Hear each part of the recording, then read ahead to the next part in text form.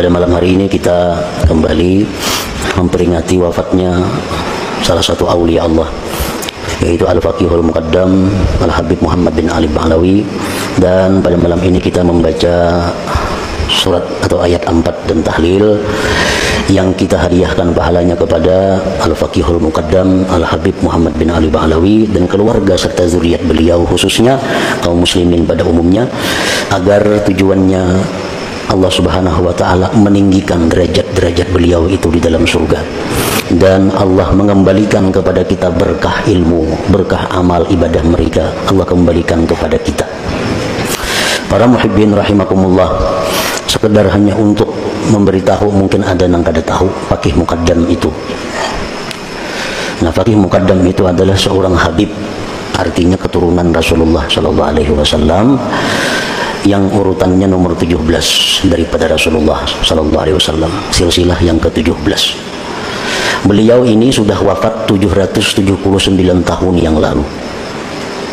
Ngaran sidin Muhammad bin Ali, digelar Faqih Muqaddam. Faqih artinya seorang yang ahli fikih, Muqaddam yang terkemuka. Di masa itu beliau adalah seorang fuqaha, salah seorang fuqaha yang sangat terkemuka, yang begitu menguasai masalah-masalah fikih, sehingga beliau disebut Faqih Muqaddam. Dan beliau diminta oleh murid-muridnya untuk membangun mazhab sendiri. Ada mazhab Syafi'i, Hanafi, Maliki, Hambali. Oleh pengikut Faqih Muqaddam diusul, pian ini sudah mampu seperti Imam Syafi'i, lebih baik kita maulah mazhab sendiri, mazhab Faqih Muqaddam. Tapi saran-saran itu ditolak oleh beliau. Beliau walaupun merasa sangat dalam sudah ilmunya, tetapi beliau masih merasa bahwa beliau adalah pengikut mazhab Imam Syafi'i radhiyallahu anhu. Nah, para muhibbin rahimakumullah, beliau dikenal sebagai wali karena mencukupi syarat-syarat orang jadi wali. Dan karamat-karamat beliau itu banyak sekali, kada bisa dihitung. Karena fi kulli sa'atin min sa'atihi karamah, setiap saat, setiap jam daripada jam beliau adalah karamah. Beliau mundar mandir ke Sidratul Muntaha sampai 70 kali sehari. Sidratul Muntaha salah satu keramat beliau. Namun ada keramat yang paling istimewa dari beliau, yang keramat ini tidak dimiliki oleh wali-wali yang lain, yaitu adalah banyaknya aulia-aulia yang berasal dari keturunan beliau sampai hari kiamat nanti. Pada hari ini, berapa banyak wali-wali di dunia yang berasal dari keturunan Faqih Muqaddam? Ada Al-Idrus, ada Al-Habsi, ada As-Saggaf, ada Al-Kaf, macam-macam. Di mana-mana semua itu adalah keturunan zuriat dari Faqih Muqaddam ini. Kita kenal dengan Syekh Abdul Qadir Al-Jilani, tapi ada zuriat beliau sampai sekarang yang ada kada diketahui dengan jelas. Nah, sedangkan zuriat dari Faqih Muqaddam sampai hari kiamat bertaburan di seluruh penjuru bumi, di mana-mana yang memegang wilayah kewalian dari Allah Subhanahu wa Ta'ala. Nah, jadi itu keramat yang paling besar.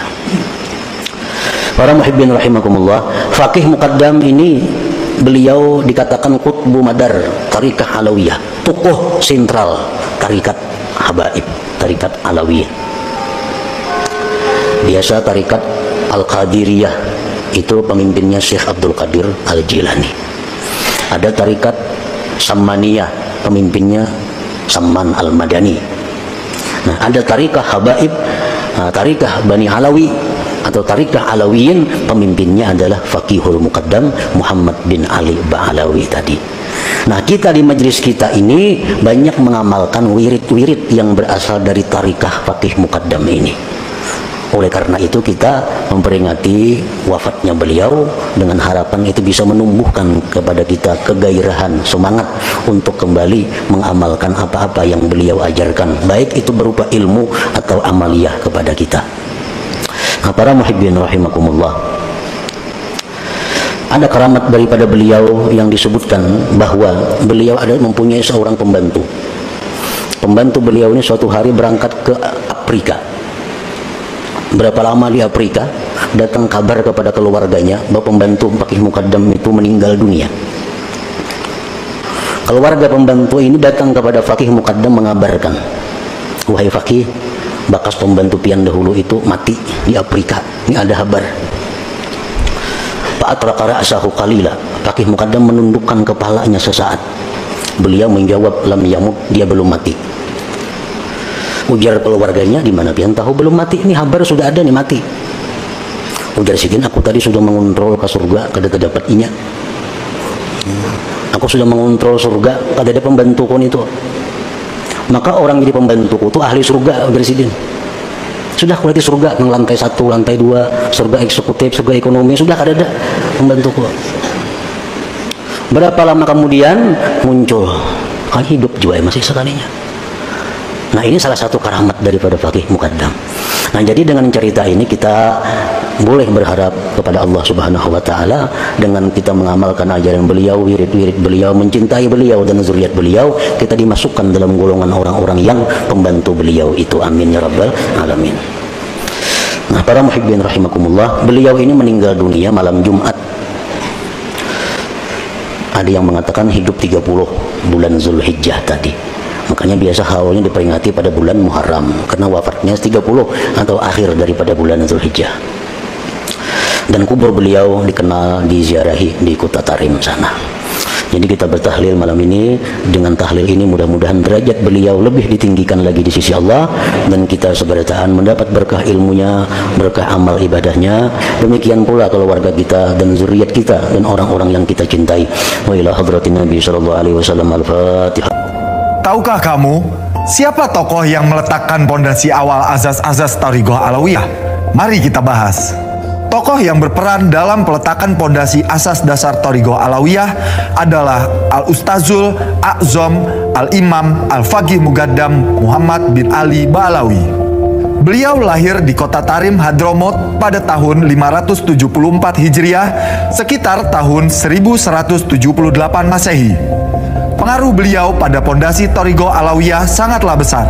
Gelar Al-Ustazul A'zam memiliki arti sebagai guru besar, karena memang beliau adalah guru besarnya para Alawiyin di generasi setelah beliau.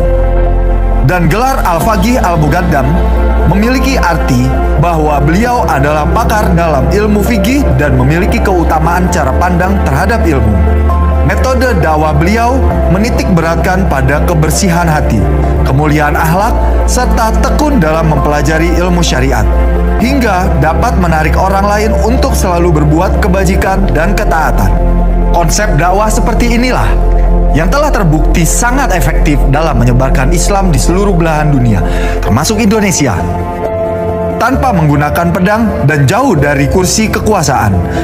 Beliau wafat pada tahun 653 Hijriah dan dimakamkan di Zanbal, Hadramut.